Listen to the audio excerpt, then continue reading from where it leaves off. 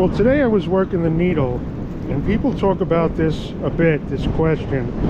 What's the deal with that middle hook? And what's the deal with the end hook?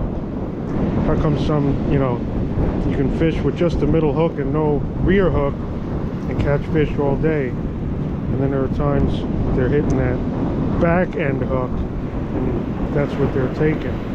I don't know what's going on, but my best take is looking at this here. I've been working the needle fish, so that's what I'm using.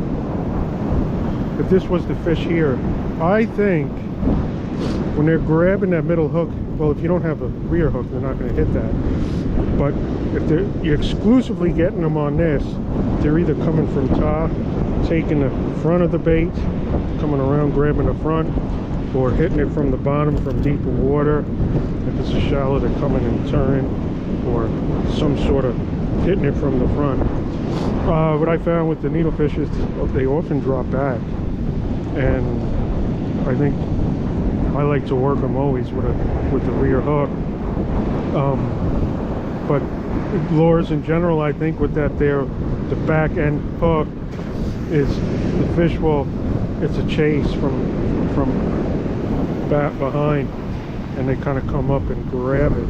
It's going to be shallower water, probably not deeper water. Deeper water they'll come up, shallower water they'll come in from behind and grab it.